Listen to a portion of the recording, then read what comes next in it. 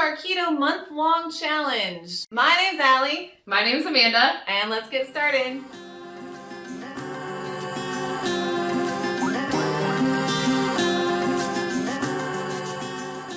So welcome to our new 1-month Keto challenge series. This is my friend Amanda. So tell us a little bit about you. Well, I guess it's goes back to high school. I wasn't particularly overweight. I was always really active, and I played soccer growing up. But of the people on the team, I was always the biggest girl. And now thinking back, I was really stupid because I was by the end of high school, 145 pounds, which would be really the goal right now. But how tall are you? So I am 5'3". So she's a shorty. She's a shorty. Yes. And then once I got to college, I wasn't playing sports anymore. I gained weight in college, kept gaining weight through my first year of teaching.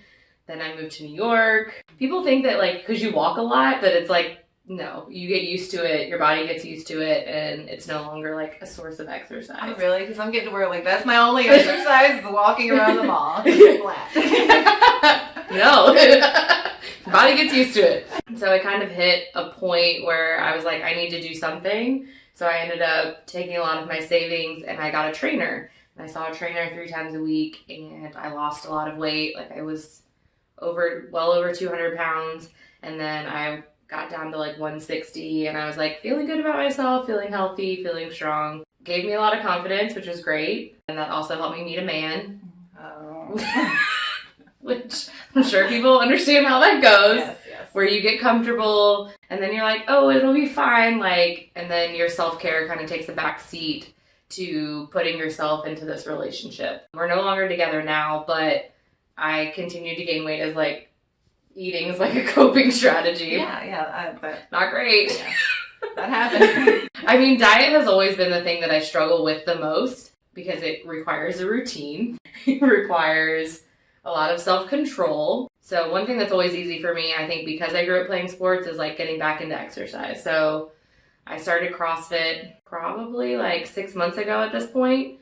And I was oh, this is gonna solve all my problems. Yeah, if you don't change your diet, nothing will really change. I, have better cardiovascular health and I've gotten stronger, but I haven't lost any weight, so. Well, yeah, that's what they say is you can't outrun a bad diet because if you work out a lot, then you probably aren't burning as much as you think, and then you're more tired, and then what do you do when you're tired? Maybe late at night, you snack and you eat.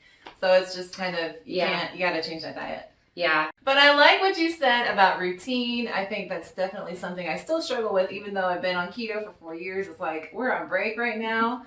And it's tough. In the middle of the day, I just want to eat some food because I'm not working. And so, I mean, you really got to stick to a routine. I always try and do about 2 meals a day.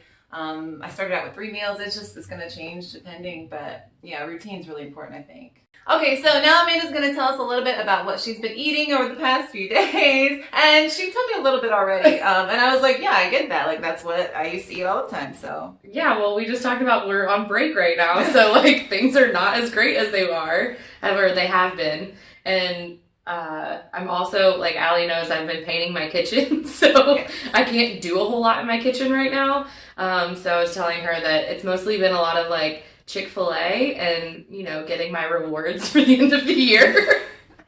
And then a lot of frozen pizza.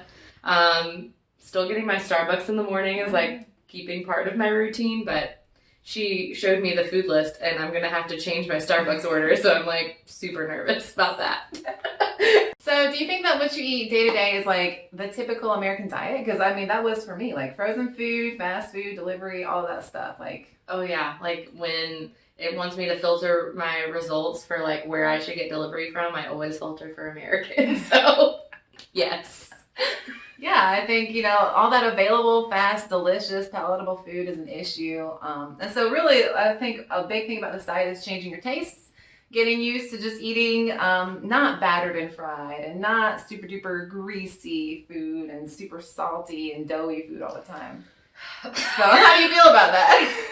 Not great. Okay, let's be honest. Yeah.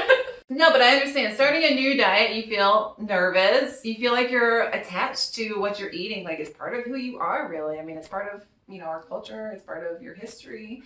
And so it's scary to give up such a big part of your life.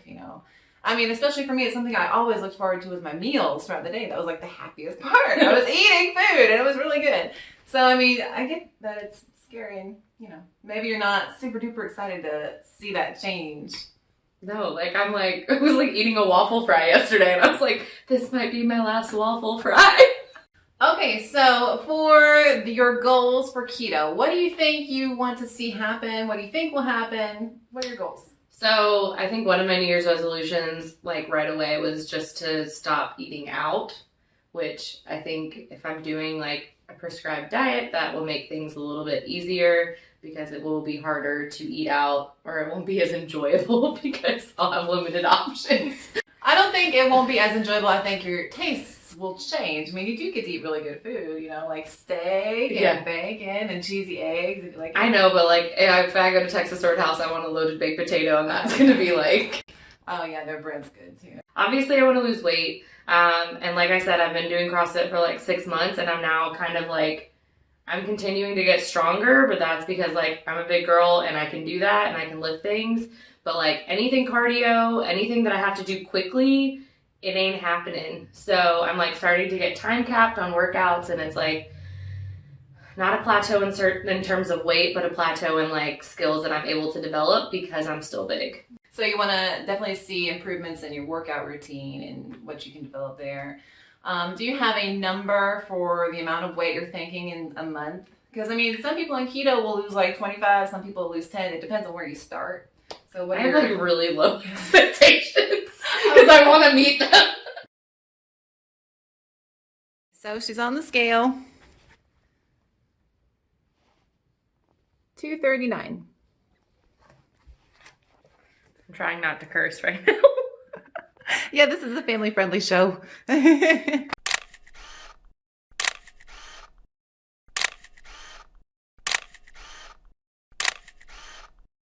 Okay, so how do you feel? Emotions. Give me the raw data. I want to know what you're feeling right now in this moment about starting a new lifestyle.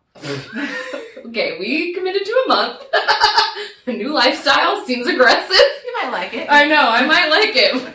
But I'm just dipping my toe in the keto pool right now. So I'm a little apprehensive. I know I know myself, and I'm typically not great at finishing what I start, but I'm thinking that this has accountability, so I do well with outside accountability. I'm worried about I was just driving here today, and it was what can I eat there? That's a place I go to all the time. Am I just gonna not go out, or how am I gonna manage this with my social life and my work life? And I also work in catering as one of my jobs after school, so there's always free food afterwards. And in the past, I bag that up and take it home because it's free. Right. But there ain't a lot of keto options when I'm bagging up free food. So. Oh no, trust me. When I get my teacher box, it's always crackers or cookies. And we did the cookie walk, so it was a box of cookies that I brought to the muscle. But yeah, I think you can think about I go to the grocery store and I can make meals, but you think about those days that your friend's hey, do you want to go grab dinner? And I don't want to be shutting that down. I think I'm gonna be more proactive and looking at menus before I go and have a game plan. It's just going to take extra time out of my day. No, and I get that, you want to go out, we're relatively young, so you want to enjoy life while it's still, vibrant. Yeah. And so I know I get that. And going out and eating out with family is such a big part of our culture. But the good thing I think about keto is if you really just stick to meats and vegetables when you go out. I mean, I love Texas Roadhouse. It's one of my favorites. So I get their chicken salad, or they got a good steak too, and vegetables.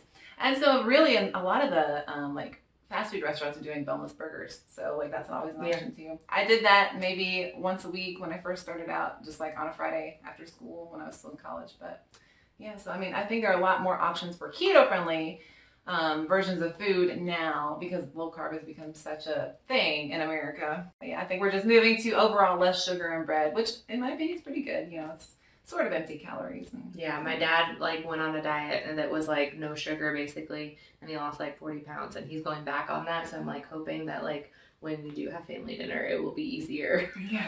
Because he will also be on the train. Yeah. Well, no, that's crazy. And I always hear, it's harder for women. Well, I'll tell you what, in high school, my dad stopped drinking soda and he lost like 20 pounds. It's freaking annoying.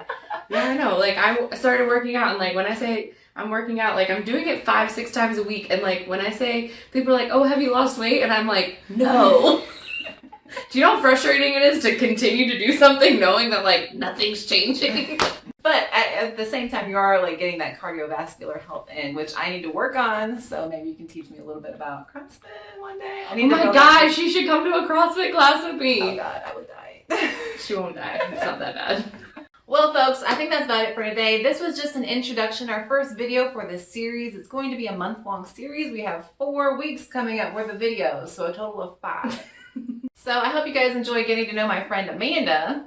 And you'll probably be getting to know a little bit more about me because I'm going to try to like blog my way through this experience too. So if you see some videos of me walking through the grocery store, or if you see me in the grocery store holding a camera in front of myself, that'd be great. That's always awkward filming in public, guys. I never get used to it. Ugh. Yeah, and I'll probably definitely have less makeup on than I do right this second and the remainder of the videos. You can follow Amanda on Instagram and you can see lots of pictures of her dog, Jackson! If you'd like to find me on social media, I have a Pinterest, an Instagram, a blog, and a Facebook. Well, folks, that's about it for today. I hope you enjoyed the video, and I hope that you check out this series. It's going to be lots of fun, and I think it's going to be very informative. My name's Allie. My name's Amanda. Have a good one. Bye.